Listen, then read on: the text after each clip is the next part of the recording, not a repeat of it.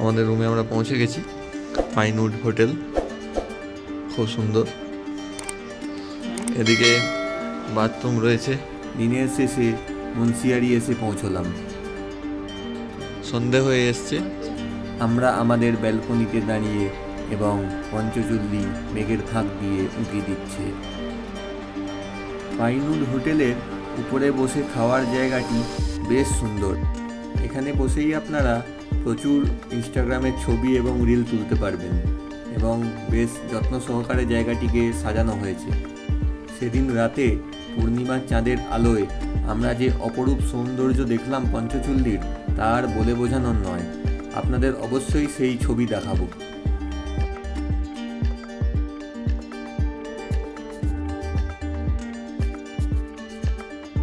হাতে এক কাপ গরম কফি নিয়ে এই ভিউ উপভোগ করতে লাগলাম।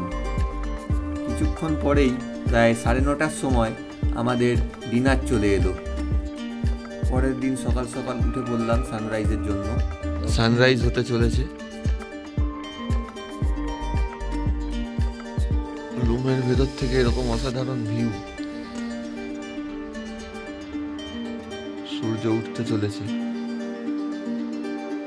সূর্যের প্রথম আলো পঞ্চচুল্লির উপর পড়ল। সকালবেলার ভিউ আপনারা দেখতে পাচ্ছেন, অসাধারণ ভিউ।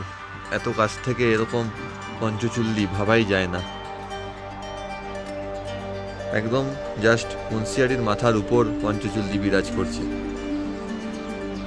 ব্রেকফাস্ট হচ্ছে।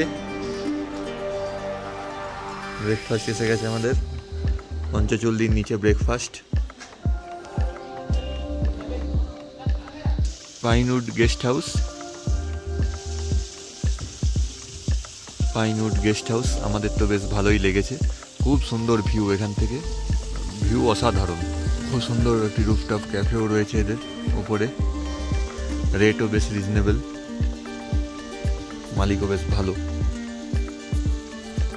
এটি হলো মুন্সিয়ারির কেএমভিএন গেস্ট হাউস এবং তার ঠিক পাশেই আমাদের পাইনউড গেস্ট হাউস।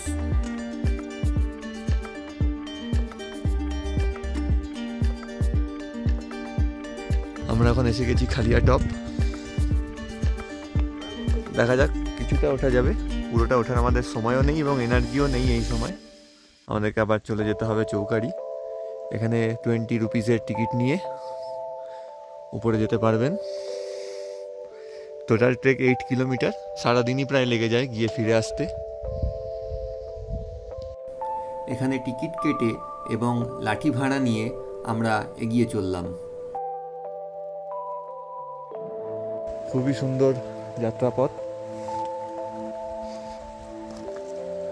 খুব শান্ত এবং জলের শব্দ।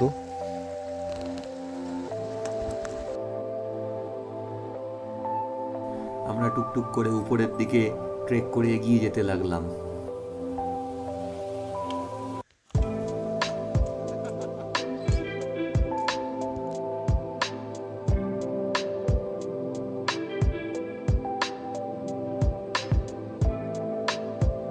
এরপর আস্তে আস্তে আমরা নিচে নেমে এলাম। রামগঙ্গা নামক নদী, যেটি আমাদের রাস্তাতেই পড়ে। একদম নীল পরিষ্কার জল, বেশ খরস্রোতা, বেশ জোরে জল যাচ্ছে। আপনারা জলের শব্দ শুনতে পাবেন। উঁচু পাহাড় চারদিকে, মাঝখান দিয়ে নদী বয়ে চলেছে।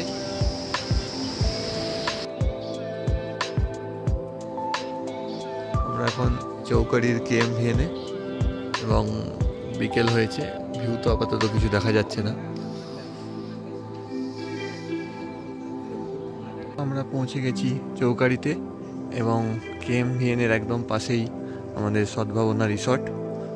খুব সুন্দর উপরে ব্যালকনি রয়েছে, লাস্টের 2টি রুম আমাদের এবং ভিউও বেশ ভালো ওখান থেকে। এদিকেই সমস্ত রেঞ্জ দেখা যায়। চাঁদ উঠেছে আজকে পূর্ণিমার চাঁদ উঠেছে। আমাদের গাড়ি দাঁড়িয়ে আছে। রুমগুলি বেশ সুন্দর এবং পরিষ্কার বাথরুম যুক্ত। গুড মর্নিং বন্ধুরা। আমাদের রুমের এই ব্যালকনিটি রয়েছে। এই ব্যালকনিটি থেকে দেখুন ভিউ দেখা যাচ্ছে। খুব সুন্দর ভিউ। এবং এই পাশেই আমাদের পাশেই কেএমভিএনে একটি বড় ওয়াচ টাওয়ার রয়েছে। ইচ্ছা করলে হেঁটে গিয়ে ওই ওয়াচ টাওয়ারটিতে উঠেও খুব সুন্দর ভিউ দেখা যেতে পারে।